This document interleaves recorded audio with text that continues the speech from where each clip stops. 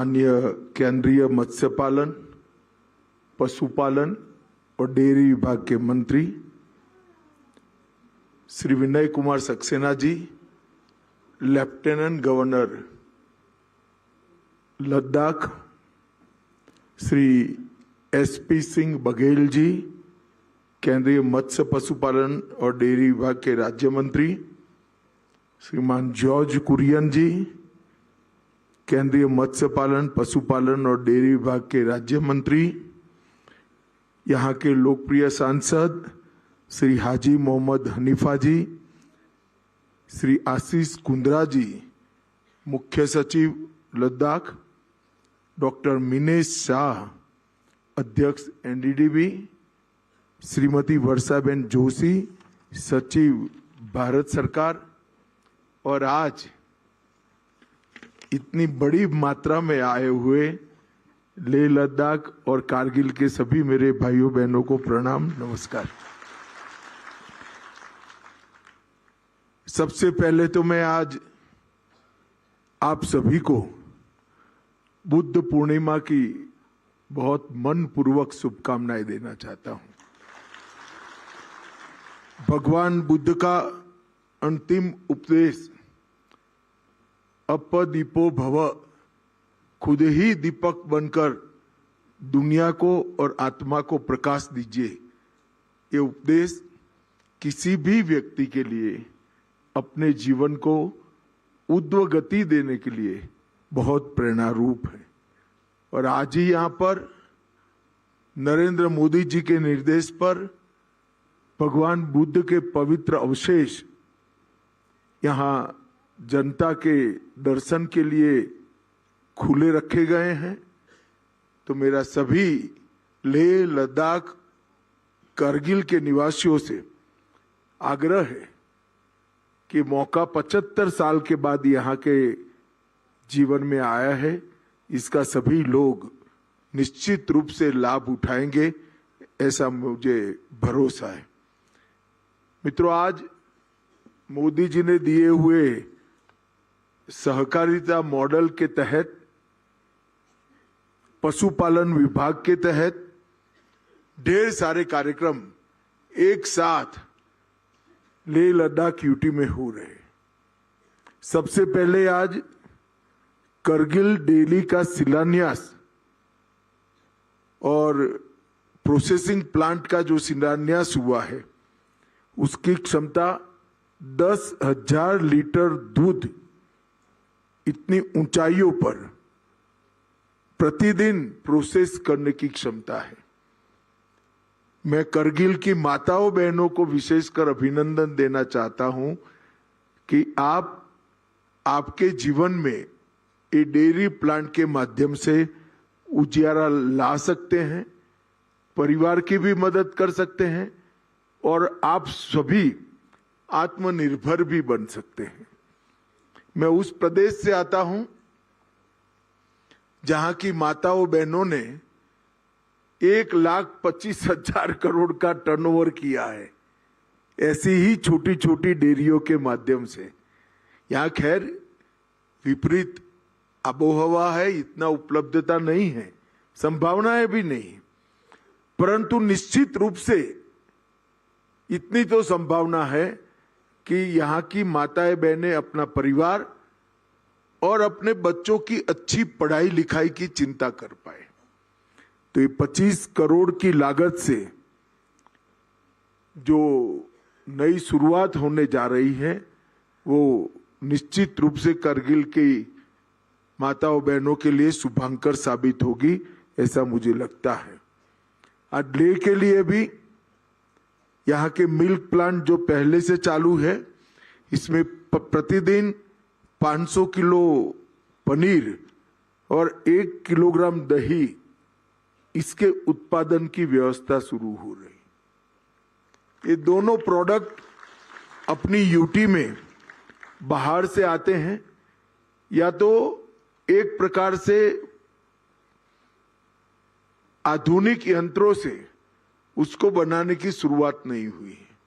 और यहां आईटीबीपी और सेना बहुत बड़ा खरीदार है। 18,000 जवान यहाँ सीमा पर रहते हैं। उनकी दूध, दही और पनीर की पूरी व्यवस्था इस प्लांट से पूरी होगी, इसका मुझे विश्वास है। एक मोबाइल प्रयोगशाला का भी लॉन्च यहाँ से हुआ है, जिससे क्वालिटी मेंटेनेंस में बहुत फायदा होगा और 45 लाख की लागत से ये मोबाइल प्रयोगशाला भी शुरू है। एंड्रॉइड आधारित AMCS एप्लीकेशन का शुभारंभ भी यहाँ पर हुआ है और इससे दूध उत्पादक हमारे पशुपालकों के पारदर्शिता के साथ अपने दूध का हिसाब किताब एक ही ऐप पर देख पाएंगे और उनको जो भुगतान किया जा रहा है वो उनके अधिकार के बरोबर है या नहीं है, ये भी बहुत अच्छे तरीके से देख पाएंगे। तो मुझे तो लगता है कि इससे आपके मन में आत्मविश्वास भी जागरूक होगा। यहाँ मैं पूछ रहा था जिनको अवार्ड मिला कितने पशु है, 10 है, 15 है, 25 है। निश्चित रूप से 5 पशुपालक कारगिल और लेह के सभी पशुपालकों के लिए प्रेरणा का रूप है। अगर हम 10, 15, 25 पशुपालक कर सकते हैं तो हम भी इन पशुपालकों जितनी कमाई कर सकते हैं और अब ये ऐप आने से ये विश्वास जरूर बढ़ेगा। लद्दाख मिल्क फेडरेशन और मदर डेयरी ये दोनों ने एक समझौता किया है। यहाँ लद्दाख को भारत के बाजार के साथ जोड़ने की एक प्रक्रिया शुरू होगी। मैंने अभी देखा यहाँ राजमा ऑर्गेनिक है, सारी चीजें ऑर्गेनिक है। ये सारी चीजों को एक बहुत बड़ा बाजार दिल्ली का मिलना चाहिए। मैं NDDB से आग्रह करूंगा कि अपनी जो कोऑपरेटिव बनी है ऑर्गेनिक चीजों की, NDDB के MOU से इसको भी ट्राई पार्टी MOU कर 2 तरफा ये MOU काम हो। मदर डेयरी के तो प्रोडक्ट यहाँ बेचे ही जाए, परंतु यहाँ के प्रोडक्ट को भी मदर डेयरी अन्य कोऑपरेटिव के माध्यम से देश भर में मार्केटिंग की व्यवस्था करे, इसलिए आगे बढ़ना चाहिए। मित्रों, हम लद्दाख में भी डेयरी की जो अवसंरचना है उसको हम आगे बढ़ाने जा रहे हैं और कारगिल में भी आगे बढ़ाने जा रहे हैं। लगभग लेह में आने वाले दिनों में 50,000 लीटर की क्षमता वाला, प्रतिदिन क्षमता वाला एक नया संयंत्र 70 करोड़ की लागत से हम जो लेह में लगाए, वो लेह में जो संभावनाएं बढ़ेगी इसका तो दोहन करेगा ही करेगा। अगर कारगिल में थोड़ा अभी लगाए संयंत्र से दूध बढ़ा तो वो लद्दाख अगर ले आकर प्रोसेस हो जाएगा। तो एक प्रकार से दोनों क्षेत्रों के लिए ये बहुत महत्वपूर्ण काम होने वाला है। 2 हिफर पालन केंद्र लगभग 4 करोड़ की लागत से लगाए जाएंगे, एक लेह में और एक कारगिल में, जिससे यहाँ की मौसम के अनुरूप अच्छी नस्ल की गायें और भैंसें उपलब्ध कराने का काम होगा और लगभग हर साल 500 अच्छी नस्ल की गायें और भैंसें यहाँ उपलब्ध कराई जाएगी, जिससे दूध का उत्पादन बढ़ेगा। और ये जो भयंकर ठंडा प्रदेश है, ऑक्सीजन की भी कमी होती है यहाँ, तो ये इसी प्रकार का रिसर्च कर ये पशुओं को आपको देने का काम किया जाएगा। और फिर ये 500 पशु आएंगे, इनकी भी बच्चियां आएगी, तो अनेक प्रकार से ये आगे बढ़ेंगे। 10 साल में मैं मानता हूं पशुओं की संख्या में लगभग 3 गुनी बढ़ोतरी करने का प्लानिंग इससे है। इसको बहुत अच्छा प्रतिसाद मिलेगा, ऐसा मुझे विश्वास है। लद्दाख मिल्क फेडरेशन को NDDB ने टेक ओवर करने के बाद यह नेटवर्क 28 गांवों तक पहुंचा है और लगभग 1700 दूध उत्पादक इसके साथ जुड़े हैं। मगर मैं अध्यक्ष एनडीडीबी को कहना चाहता हूं कि हमारा लक्ष्य होना चाहिए कि ज्यादा से ज्यादा 85% गांव में जहां पर पशुपालन संभव हो आबोहवा के कारण, वहां आपकी रीच होनी चाहिए और आपने इस सभी पशुपालन के उत्पादकों की जीवन स्तर में सुधार लाने के बाद चिंता करनी चाहिए। और लगभग दैनिक दूध की खरीदी 7000 पहुंची है, 7000 किलोग्राम तक पहुंची है। मेरा आग्रह है कि इसको 4 ही साल में 21,000 किलोग्राम तक पहुंचाकर यहाँ के किसानों की समृद्धि के लिए हमने आगे बढ़ना चाहिए। एक डेयरी प्लांट का उन्नयन और पुनरुद्धार भी किया गया। 5 TLDP से बढ़ाकर इसकी क्षमता 10 TLDP करी गई और सेना के साथ के MOU से इसको निश्चित रूप से फायदा होगा। मित्रों, पूरे देश के पशुपालन और डेयरी क्षेत्र के परिदृश्य में 2014 में मोदी जी के प्रधानमंत्री बनने के बाद बहुत बड़ा बदलाव आया है। पशुपालन विभाग नया बनने के बाद इसमें बहुत क्रांतिकारी बदलाव आया है। और हमारे पशुपालन मंत्री कह रहे थे कि मैंने उद्घाटन किया। मैं तो सिर्फ उद्घाटन करने गया था, मगर श्वेत क्रांति 2 ये लल्लन सिंह जी का विचार है और इनकी योजना है। उसको कैबिनेट से अप्रूव कराकर उन्होंने सारे पशुपालकों पर एक बहुत बड़ा उपकार का काम किया है, ऐसा मैं मानता हूं। मैं आज कुछ आंकड़े भी आपको कहना चाहता हूं। 14-15 में भारत का कुल दूध उत्पादन 146 मिलियन टन था। तो आजादी से लेकर 14-15 तक, मतलब 70 साल में 146 मिलियन टन, और 14-15 से लेकर 24-25 तक 146 मिलियन टन से बढ़कर 248 मिलियन टन बना। मतलब 70% वृद्धि केवल 10 साल में हुई और उसमें से 50% वृद्धि पिछले 5 साल में हुई। प्रति व्यक्ति दूध जो उपलब्ध होना चाहिए हमारे नागरिकों के लिए, वो 307 ग्राम उपलब्ध था 13-14 में, अब 485 ग्राम उपलब्ध। दूध पोषण का बहुत बड़ा कारक होता है। पोषण के लिए इसकी उपलब्धि बहुत जरूरी होती है और ये पेस्चुराइज दूध बच्चों को पोषण के लिए एक रिक्वायरमेंट पूरी करता है। और कुल दूध का उत्पादन लद्दाख का भी 2014-15 में 15,000 मेट्रिक टन था, आज 24,000 मेट्रिक टन पहुंच चुका है। और प्रति व्यक्ति दूध 148 ग्राम उपलब्ध था, ये 214 ग्राम उपलब्धि तक पहुंचा है।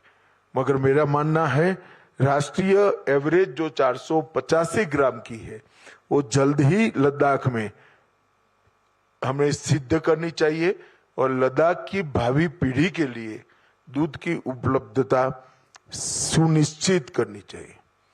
कुल देश भर में 2,36,000 सहकारी समिति और लगभग 2 करोड़ दूध उत्पादकों के माध्यम से ये सिद्धि भारत ने स्थापना प्राप्त की है। और हम लगभग 75,000 नई दूध समितियां बनाने का लक्ष्य रखा है 5 साल में, जिसमें से 2 साल चले गए, और 46,000 मौजूदा समितियों को आधुनिक और सक्षम बनाने का भी प्रयास कर रहे हैं। 75,000 में से 21,000 समितियां नई बनाने का काम हो चुका है। भाइयों बहनों, मेरा आग्रह है लद्दाख प्रशासन से भी आग्रह है कि लद्दाख के हर गांव जहां पर दूध के उत्पादन की, पशुपालन की संभावना है, एटमॉस्फेयर के देखते हुए उस गांव की संभावनाओं का दोहन करना चाहिए। यहाँ पर कई सारी और कोऑपरेटिव, पश्मीना के लिए हो या ऑर्गेनिक उत्पादों के लिए हो, हनी के लिए हो, ये भी आने वाले दिनों में कोऑपरेटिव डिपार्टमेंट इसको जमीन पर उतारेगा। मित्रों, लेह लद्दाख की बहुत पुरानी मांग थी, लेह लद्दाख कारगिल की, कि यहां पर यूटी दिया जाए। और यूटी मांगने का मूल कारण था कि यहां डेवलपमेंट नहीं होता है। अब मैं आपको बताना चाहता हूं, 2019 में यूटी बने बाद में क्या क्या हुआ है। अब 7 जिले और 193 पंचायतें हो गई। 5 नए जिले शाम, नुब्रा, चांगथांग, झंस्कार और द्रास, अभी अभी ही इसकी अधिसूचना जाहिर हो चुकी। यहाँ की लोकल लैंग्वेज, उसको भी प्रशासन की लैंग्वेज बनाया। भोटी, पुर्गी, उर्दू और हिंदी, अंग्रेजी थे ही, तो यहाँ की स्थानीय भाषा को भी महत्व देने की शुरुआत हुई है। और 2019 के पहले यूटी के अंदर 1800 किलोमीटर रोड रास्ते थे, लगभग 1799 किलोमीटर। आज 4040 है, मतलब 2 गुना रोड रास्ता बनाने का काम हुआ है। पुल 19 थे और आज 72 पुल बन चुके हैं, तो 3 गुने से अधिक पुल बढ़ाए गए हैं। मोबाइल टावर 344 थे, आज 653 है। हेलीपैड 7 थे, आज 41 है। बर्फ हटाने वाली मशीनें जो यहां बहुत मायने रखती है, वो पहले 60 थी, आज 215 है। ग्रिड से जुड़े हुए गांव 145 थे, आज 184 है। डिस्ट्रीब्यूशन ट्रांसफार्मर पहले 1182 थे और आज 3153 हुए। ये स्केल में इसलिए बताता हूं कि यूटी बनने के बाद नरेंद्र मोदी सरकार का फोकस, देश के प्रधानमंत्री का फोकस हमारी यूटी रहा है। और इतने सारे विकास के काम एक साथ हुए। जोजिला दर्रा इसका परिणाम है कि 127 दिन बंद रहता था, इस बार सिर्फ 19 दिन बंद रहा।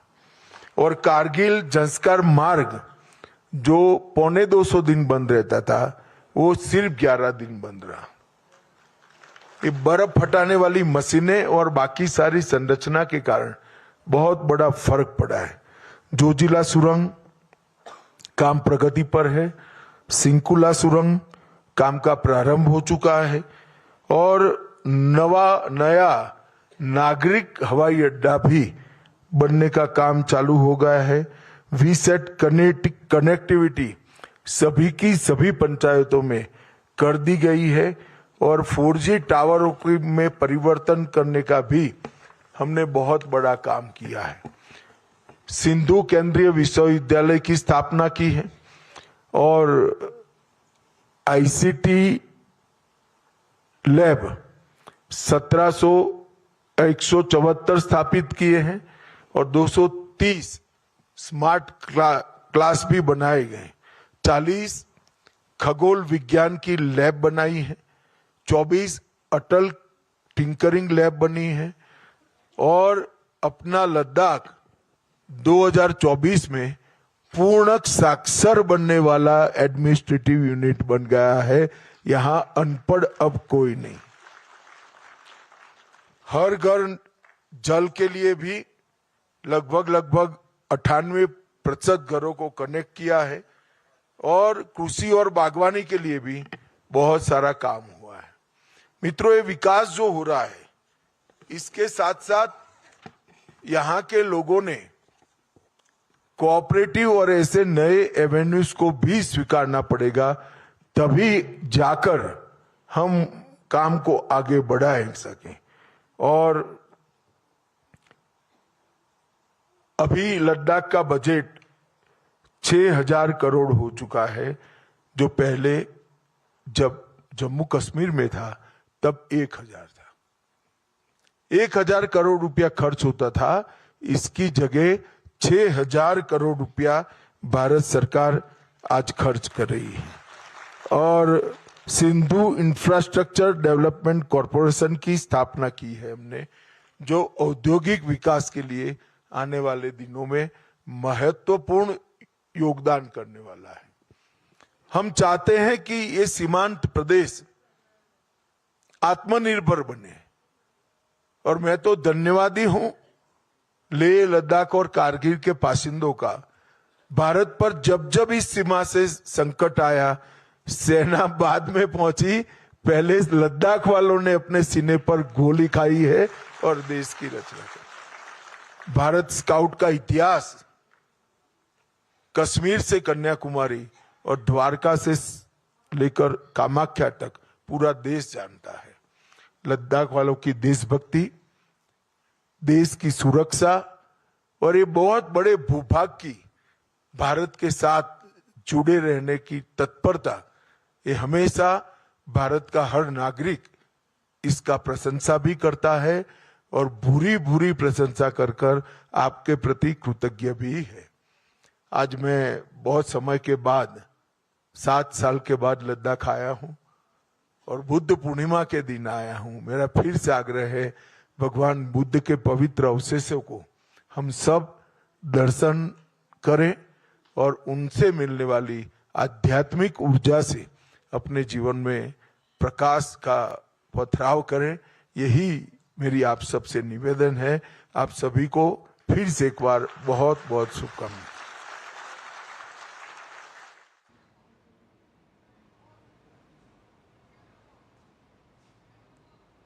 सी तस्वीरें देख रहे थे हम लेह से गृह मंत्री अमित शाह का लेह दौरा, जहां पर एक डेयरी क्रांति की शुरुआत हम देख रहे हैं।